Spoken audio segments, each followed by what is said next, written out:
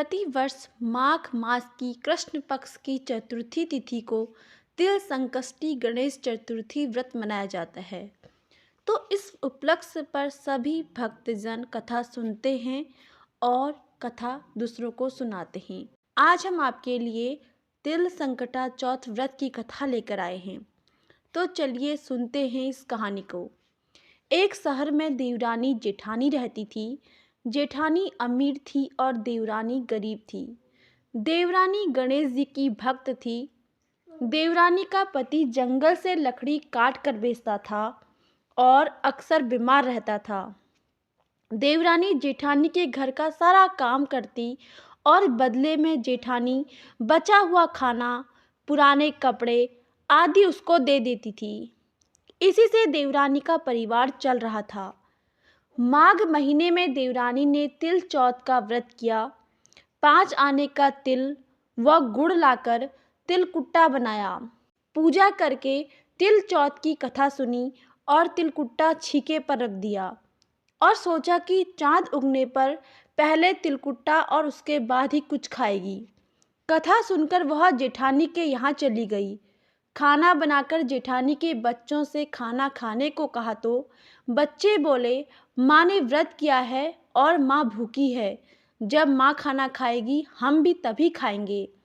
जेठ जी को खाना खाने को कहा तो जेठ जी बोले, मैं अकेला नहीं खाऊंगा।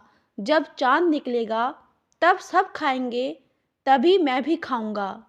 जेठानी ने उसे कहा कि आज तो किसी ने भी अभी तक खाना नहीं खाया, तुम्हें कैसे दे दूं? तुम सुबह सवेरे ही बचा हुआ खाना ले जाना। देवरानी के घर पर पति, बच्चे सब आस लगाए बैठे हुए थे कि आज तो त्योहार है, इसलिए कुछ पकवान आदि खाने को मिलेगा।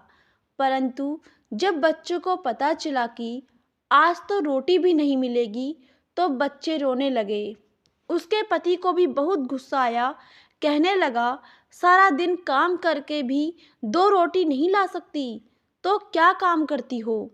पति ने गुस्से में आकर पत्नी को कपड़े धोने से मारा। धोना हाथ से छूट गया तो पाटे से मारा। वह बेचारी गणेश जी को याद करती हुई रोते रोते पानी पीकर सो गई। उस दिन गणेश जी देवरानी के सपने में आए और कहने लगे, धोने मारी, पाटे मारी, सो रही है या जाग रही है? वह बोली, कुछ सो रही हूँ, कुछ जाग रही हूँ। गणेश जी बोले, भूख लगी है, कुछ खाने को दे।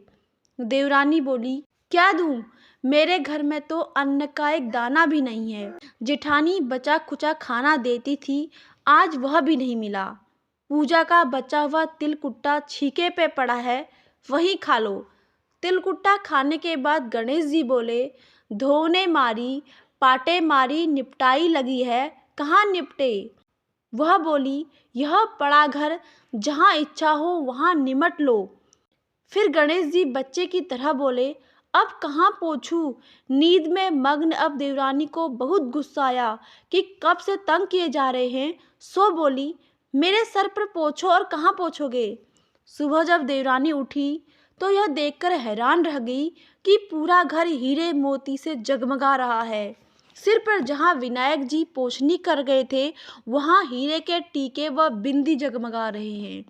उस दिन देवरानी जेठानी के यहाँ काम करने नहीं गई। बड़ी देर तक राह देखने के बाद जेठानी ने बच्चों को देवरानी को बुलाने भेजा। जेठानी ने सोचा कल खाना नहीं दिया, इसलिए शायद देवरानी बुरा मान गई है। बच्चे बुलाने गए और बोले, चाची चलो, माँ ने बुलाया है, सारा काम पड़ा है। देवरानी ने जवाब दिया, अब उसकी ज़रूरत नहीं है, घर में सब भरपूर है गणेश जी के आशीष से। बच्चों ने घर जाकर माँ को बताया कि चाची का तो पूरा घर हीरे मोतियों से जगमगा रहा है। जेठानी दौड़ती हुई देवरानी के पास आई और पूछा कि यह सब कुछ कैसे हुआ। देवरानी ने उसके साथ जो हुआ वो सब कह डाला। घर लौटकर जेठानी अपने पति से कहने लगी कि आप मुझे धोने और पाटे से मारो। उसका पति बोला कि भली मानस, मैंने कभी तुम पर हाथ भी नहीं उठाया, मैं तुम्हें धोने और पाटने से कैसे मार सकता हूँ? वह नहीं मानी और जिद करने लगी। मजबूरन पति को उसे मारना पड़ा। उसने ढेर सारा घी डालकर चूरमा बनाया और छीके पर रखकर और सो गई। रात को चौथ विनायक जी सपने में आए, कहने लगे, भूख लगी है, क्या खाऊं? जिठानी ने कहा, हे गणेश जी महाराज, मेरी देवरानी के यहाँ तो आपने सूखा तिलकुट्टा खाया था।